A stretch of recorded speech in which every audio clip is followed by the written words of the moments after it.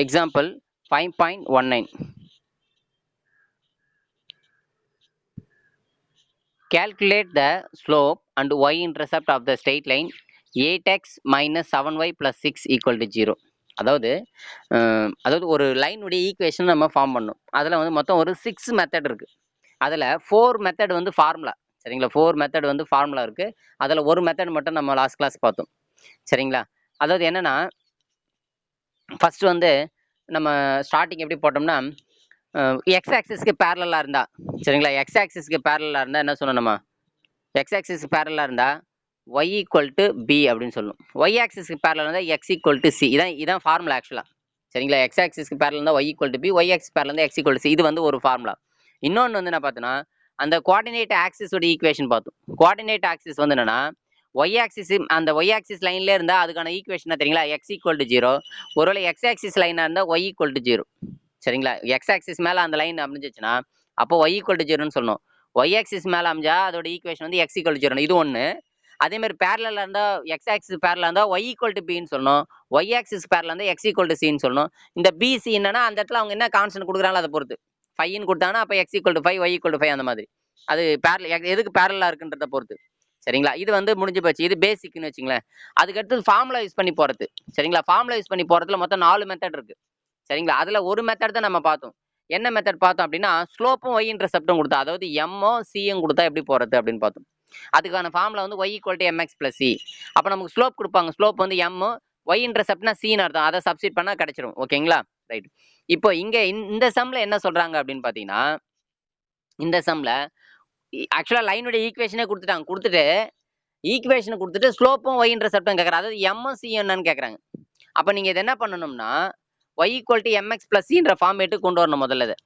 சரிங்களா, அதாவது y equal to m x plus c அப்படின்ற ஃபார்மேட்டுக்கு கொண்டு வந்துட்டு எக்ஸோட கோஎஃபிஷியன்ட் எம், கான்ஸ்டன்ட் வந்து சின்னு எடுத்துக்கணும். அவ்வளவுதான், வேற எதுவுமே இல்லை. இப்போ பாருங்க, இப்போ அவங்க கொடுத்துருக்கிற ஈக்குவேஷன்ல ஒய்யை மட்டும் லெஃப்ட் சைடில் நிறுத்திக்க, வேற எதுவும் பண்ண தேவையில்ல. பாருங்களேன், இப்போ இங்க பாருங்க என்ன பண்ணிருக்காங்க பாருங்க. இங்க பாருங்க, மைனஸ் அந்த மைனஸ் 7y அப்படியே ரைட் சைடு கொண்டு போயிடுங்களேன். அப்போ 8x plus 6 equal to plus 7y. நமக்கு y மட்டும் தான் வேணும். அப்போ அந்த 7 வந்து இந்த சைடு கொண்டு வந்தா டிவைட் ஆயிடும். அதுதான் இங்க போனீங்க பாரு, 7y equal to 8x plus 6. அப்போ y தான் வேணும். அந்த 7 அந்த சைடு போனா 8x பை 7 வரும் பிளஸ் 6 பை 7. அந்த 7 வந்து ரெண்டுத்துக்குமே காமனானது இல்லையா, ரெண்டுத்துமே தனித்தனி டிவைட் பண்ணிடுச்சு. இப்போ பாருங்களேன், y equal to mx plus என்ற ஃபார்மேட்ல வந்துருச்சு பாருங்க இல்லையா. அது பாருங்க, y ஈக்குவல் டு mx, அதாவது எக்ஸோட கோஎஃபிஷியன்ட் தான் m. அப்போ m வந்து 8/7 போட்டாங்க பாருங்க. ஸ்லோப் வந்து 8/7. கான்ஸ்டன்ட், அதாவது இன்டர்செப்ட், y இன்டர்செப்ட் வந்து c வந்து 6/7. அவ்வளவுதான். இப்போ அதை தான் கேட்கறாங்க அவங்க வந்து என்ன கேட்கறாங்க, ஸ்லோப்பும் y இன்டர்செப்ட் என்னன்னு கேட்கறாங்க. ஸ்லோப் வந்து 8/7, y இன்டர்செப்ட் வந்து 6/7. அவ்வளவுதான், முடிஞ்சிருச்சு. அடுத்த எக்ஸாம்பிள் பாருங்க. Example 5.20. The graph relates temperature y in Fahrenheit degree to temperature x in Celsius degree. Find the slope and y intercept. போன சம்ல கேட்ட மாதிரி தான் கேட்குறேன். ஸ்லோப்பும் y interceptனு கேட்குறாங்க. Write the equation of the line. அதே மாதிரி அந்த ஈக்குவேஷன், அந்த லைனோட ஈக்குவேஷன் கேட்குறாங்க. What is the mean temperature of the earth in Fahrenheit degree if it's mean temperature is 25 degree Celsius. சரிங்களா, அதாவது என்னன்னா, இங்க எதை பேஸ் பண்ணி கொஸ்டின் கொடுத்துருக்காங்கன்னா, ஃபாரன்ஹீட்டுக்கும் செல்சியஸும் ஏற்கனவே டெம்பரேச்சரை மெஷர்மெண்ட் பண்ணுறது தான் ரெண்டுமே. சரிங்களா, செல்சியஸ்லேயும் சொல்லுவோம் நம்ம, இப்போ 5 டிகிரி செல்சியஸ் இல்லை 5 ஃபாரன்ஹீட் அப்படின்னு சொல்லுவோம். ஸோ ரெண்டுமே டெம்பரேச்சரை மெஷர்மெண்ட் பண்ணுறது தான். ஆனால் ரெண்டுத்துக்கும் என்ன பண்ணுறோம் நம்ம,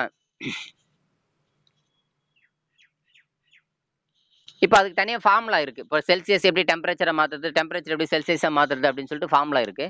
ஸோ அதை ரிலேட் பண்ணி தான் இங்கே கொடுத்துருக்காங்க. சரி, ஃபர்ஸ்ட் பாருங்களேன். இப்போ பாருங்க, அந்த டயக்ராம் வச்சு தான் நம்ம போடணும். இப்போ ஏன்னா டயக்ராமில் பாயிண்ட்ஸ் எல்லாம் கொடுத்துருக்காங்க.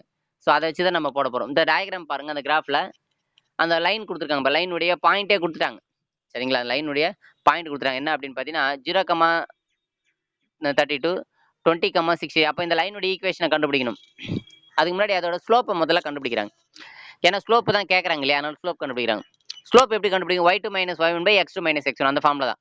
Changes in y coordinate by changes in x coordinate. அது ஒன்றும் இல்லை, அந்த y2 - y1 தான் சேஞ்சஸ்ன்னு சொல்கிறாங்க, வேற ஒன்று. y2 - y1 68 - 32 பை, அதே மாதிரி 20 - 0 இல்லைங்களா, x2 - x1. அப்போ 36/20 வரும். சிம்பிளை பண்ணால் 9/5, அது 1.8ன்னு சொல்லிக்கலாம். இது வந்து என்னது ஆக்சுவலா என்ன அப்படின்னா ஸ்லோப். இப்போ நம்ம ஸ்லோப் கேட்டோம் ஃபர்ஸ்ட் கொஸ்டின்ல ஸ்லோப் கேட்டாங்க.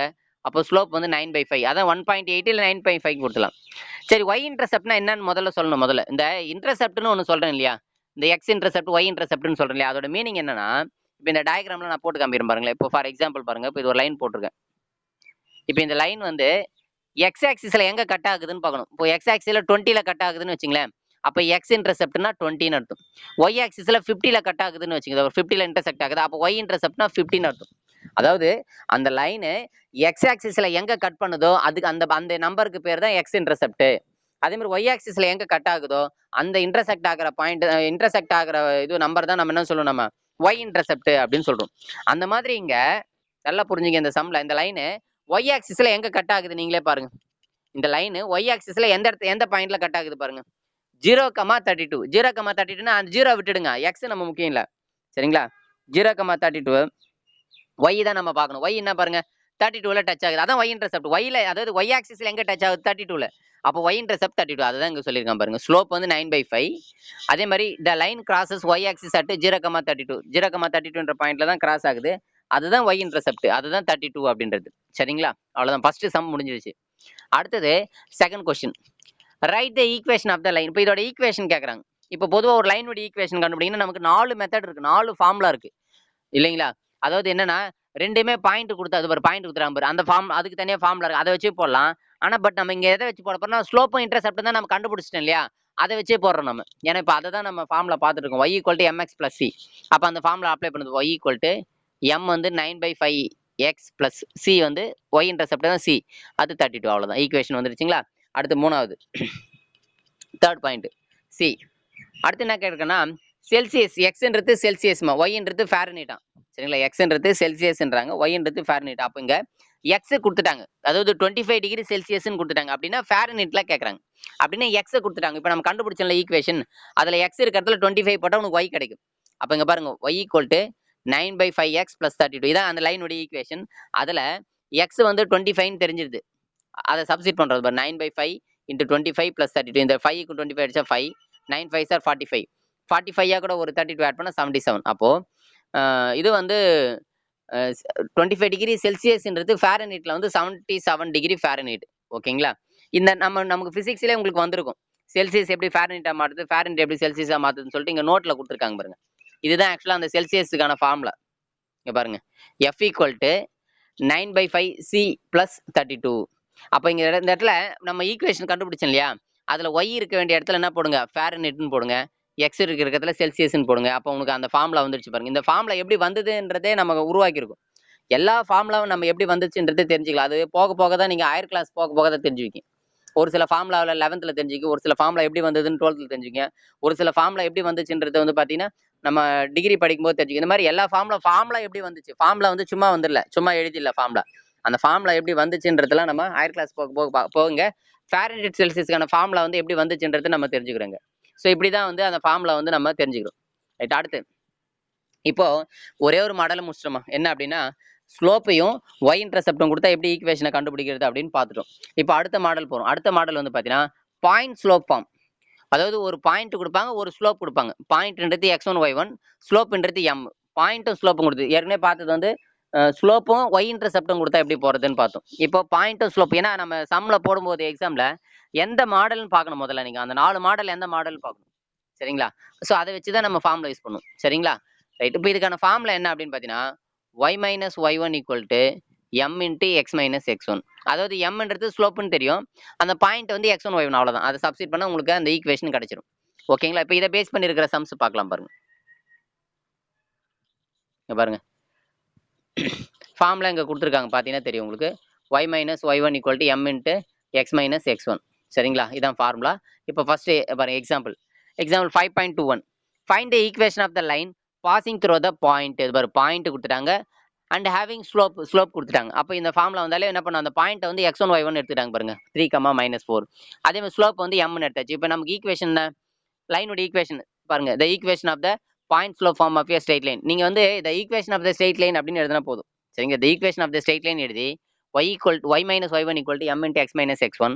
இப்போ y - y1 என்ன பாருங்க, y1 வந்து -4, அப்போ மைனஸ் மைனஸ் என்ன +4 = m -5/7 உள்ளே X minus X one, X minus X one வந்து என்னது பாருங்க, எக்ஸ் ஒன் வந்து 3. இப்போ y plus 4 equal to minus 5/7 into x minus 3. அவ்வளோதாம்மா. இதை சிம்ப்ளை பண்ணுங்கம்மா. சிம்ப்ளை பண்ண முடிஞ்சு. இந்த 7 வந்து கிராஸ் மல்டிப்ளை பண்ணிக்கணும். இங்கே பாருங்க, இந்த 7 இப்போ அந்த ஃபார்முலாலாம் அப்ளை பண்ணியாச்சு. இப்போ அதை சிம்ப்ளிஃபை பண்ணணும். சிம்ப்ளிஃபைனா நம்ம அந்த லைனுடைய ஈக்குவேஷனா a x plus b y plus c, இதான் வந்து ஒரு லைனுடைய ஜென்ரல் ஈக்குவேஷன். இந்த ஃபார்மேட்டு கொண்டு வரணும், எக்ஸ் ஒய் கான்ஸ்டன்ட் அப்படின்னு சொல்லிட்டு. சரிங்களா? இப்போ இந்த 7 கிராஸ் பண்ணிக்கலாமா?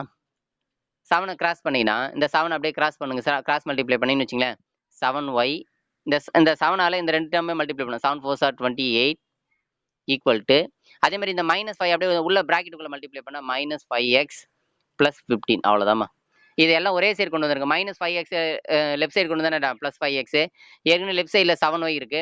அதே மாதிரி இந்த +15 லெஃப்ட் சைடு கொண்டு வந்தா -15 ஆயிடும். 28ல 15 லெஸ் பண்ணா 13. அவ்வளோதான். 5x + 7y + 13 equal to 0. அவ்வளோதான். இதுதான் வந்து பார்த்தீங்கன்னா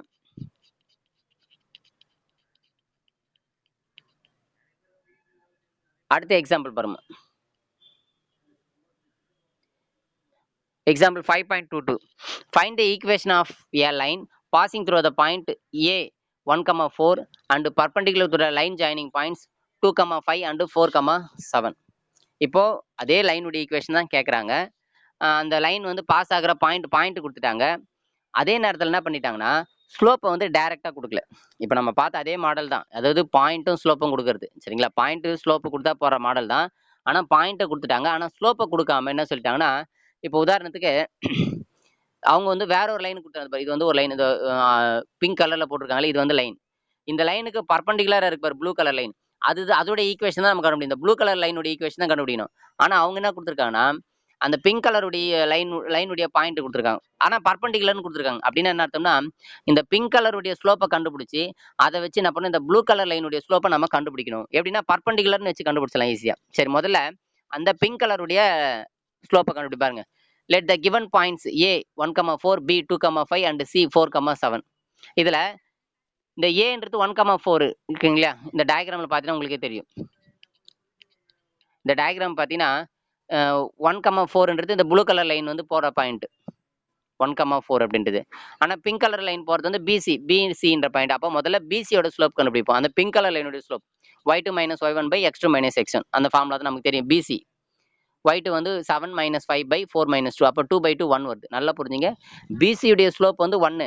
அப்போ இந்த ப்ளூ கலர் லைன் நம்ம இந்த ரெக்வயர்ட் நம்ம கண்டுபிடிக்க வேண்டிய லைனுடைய ஸ்லோப் என்ன அப்படின்னு பார்த்தீங்கன்னா, இது வரைக்கும் பாருங்க. நமக்கு என்ன ஃபார்முலா இருக்குன்னு தெரியும். 2 லைன் மல்டிப்ளை பண்ணா -1 வந்தா அதான் வந்து பர்பண்டிகுலர் அப்படின்றது நமக்கு தெரியும் இல்லையா? ஸோ அந்த கான்செப்ட் வச்சு நம்ம என்ன பண்ண போறோம் அப்படின்னா, இப்போ ஒரு ஸ்லோப் தெரிஞ்சிச்சுன்னு வச்சுங்களேன். அதாவது பிங்க் கலருடைய ஸ்லோப் வந்து m1, m2ன்றது ப்ளூ கலருடைய ஸ்லோப்னு வச்சுங்களேன், ஈக்குவல் டு -1. இப்போ இந்த m1 வந்து 1ன்னு கொடுத்துட்டாங்க. அப்போ m2 வேணும்னா இந்த 1 அந்த பக்கம் போனால் டிவைட் ஆகும். -1/1 -1 தான். அப்போ அந்த ப்ளூ கலர் லைனுடைய ஸ்லோப் வந்து -1. ஏற்கனவே வந்து பாயிண்ட் வந்து A 1,4 தெரியும். இப்போ பாயிண்ட்டும் ஸ்லோப்பும் தெரிஞ்சு போச்சா? இப்போ ஃபார்முலா அப்ளை பண்ணுங்க. என்ன ஃபார்முலா? y - y1 ஃபார்முலா பாருங்க. y - y1 equal to m into x - x1. இப்போ y - y1 வந்து பாயிண்ட் வந்து என்னது A 1,4. அப்போ என்ன பண்ணுறோம்? y - 4 ஈக்குவல் டு m வந்து என்னது -1 into x minus x x1 வந்து 1. அப்போ x - 1. அவ்வளோதாம்மா. இப்போ இந்த -1 உள்ள கொண்டு போனீங்கன்னு வச்சுக்கோங்க, -x இந்த +1 ஆயிடும். இந்த -x அப்படியே லெஃப்ட் சைடு கொண்டு வந்தா +x +y. இந்த +1 இந்த பக்கம் லெஃப்ட் சைடு -1, ஏற்கனவே -4, அப்போ -5. எல்லாமே ஒரே சைடு கொண்டு வந்துடணும். சரிங்களா? x y கான்ஸ்டன்ட் அப்படின்னு ஒரே சைடு கொண்டு வந்துட்டா இதான் அந்த லைனுடைய ஈக்குவேஷன்.